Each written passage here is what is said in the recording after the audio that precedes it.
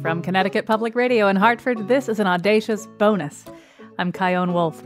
The latest episode of our show featured my conversations with kids who are doing amazing things in this world, like creating a new kind of hazmat suit, raising money so schools could have more books about racial diversity, and even one 9-year-old's tax plan to reduce plastic and, basically save the world. Here are 2 more conversations with kids who have big ideas. In a few minutes, you'll hear about an 8-year-old's invention of, it's technically still in the development stage, the everything maker. But first, meet 8-year-old Tallulah and 9-year-old Leo Medor of Naugatuck, Connecticut. They joined me to talk about a couple of food-based life hacks they figured out. Like, you know how when you want to dip an Oreo in milk, your fingers might get wet? Well, who wants that? So Tallulah let me in on her solution. You take a fork and put it in the middle of the Oreo so you don't get your fingers wet when you dip it in the cup of milk. What's your favorite kind of Oreo in the whole world? If you could eat Oreos for the rest of your life and only have one kind of Oreo, what Oreo would it be? I like the lemon flavor. Double stuffed Oreos.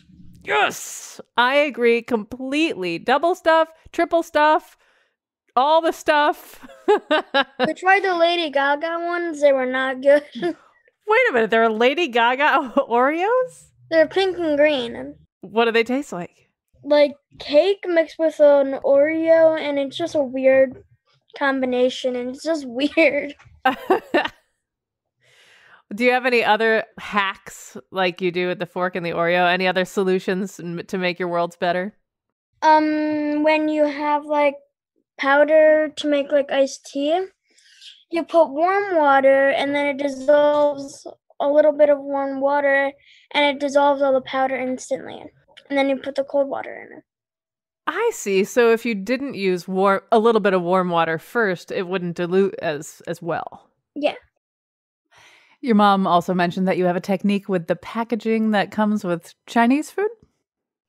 You take like the metal handle off and then it forms into a plate. And you open it. It's its own plate. This whole time that I've been ordering Chinese food with a little metal handle and emptying it into a bowl, I didn't have to do that this whole time, is what you're telling me? Yep. Unhook the metal and open it up and it comes a plate. You know, that reminds me. I heard that when you get ketchup, it has those little white containers and you could pump ketchup into the little container. Yeah. That you can open those up as well. That way you can sort of spread it out the ketchup. Sort of like your idea with the Chinese food containers. Well, you are awesome. Tallulah and Leo, thank you for talking with me today. Mm-hmm. By the way, do you know Tori Amos, the singer? No. There's a song called Tallulah, and it's a great song. So look up Tallulah by Tori Amos. Okay. Great. Glad we had this talk. Thank you. Tallulah, Tallulah, you don't want to lose her. She must be worth losing if it is worth something. Tallulah, Tallulah, she's running on out to you. Wrapped in your pampers, your little favorite tin.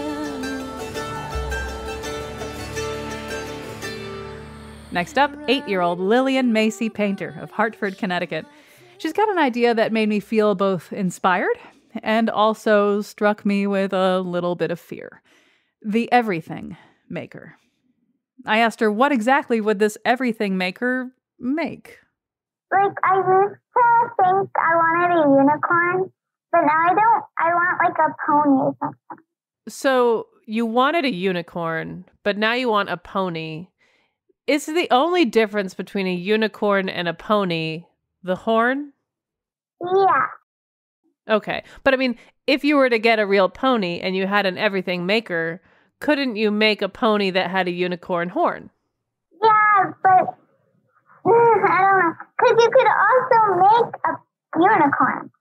Now, at home, a lot of times you have chores to do, right? Do you have chores that you have to do? Yeah. Like what? Clean stuff. Clean stuff. Like, do you have to clean your room? Yeah, I hate doing that. So your everything maker would clean your room. You would just program it into the buttons, and you would press the clean room button. And there's only so many buttons that can fit, too. That's a good point. Unless you make the everything maker make more buttons. But there wouldn't be room for more buttons. But I guess you could, like, swap out for some buttons sometimes. Oh, like if you get over the idea of having a pony, you can swap out the pony button. Or if you've already given yourself a pony, you could swap out the pony button for give Kyone Wolf $1 million button. Yeah. What if in addition to buttons on the Everything Maker, you had a switch? Because like, let's say you want ice cream and you want a lot of ice cream, but you don't want to have ice cream forever because if you've had a lot of ice cream, you know that there comes a point where you can't take it anymore. I mean, I hope you've gotten to this point. I know you have your whole life to feel this way. So if you have a switch that turns the ice cream on, then you'll have a switch to turn it off because otherwise you'll just be drowning in ice cream and that's a terrible way to go. Well, it sounds like a great way to go. I would say, could I have some ice cream and it would give me one ice cream cone. But if I said, could I have 2 ice cream cones, it would give me 2 ice cream cones. So if I said, can I drown in 15 million ice cream cones, it would do that. What are some dangerous things that could come from controlling an everything maker? Well, I feel like the everything maker can only make good things for some reason. So it's programmed to only do good things, but then... I was thinking it, like, could make, like, a few bad things. Like, if you wanted to, like, put bad things on a bad guy or something. Are we talking about revenge right now, Lillian? No. Anyway, and I also thought that it could give you powers. Like what? What powers? Any powers, I guess. You could fly or be invisible. You just talk into the microphone or hit a button.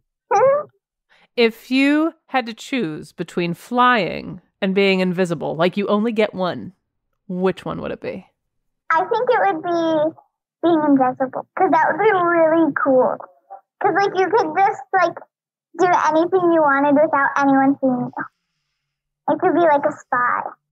What if you overheard something that you didn't want to hear, though? Like, you don't know what you're asking for when you're invisible. What if you see things that you wish you hadn't seen and you cannot unsee?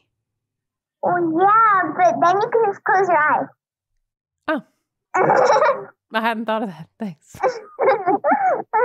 Look away. Avert your gaze. Then no one ever knows you're there. You're just, like, not a thing, but you are a thing. You are a thing. Have you considered any, like, jingles? You know, like Hot Pockets.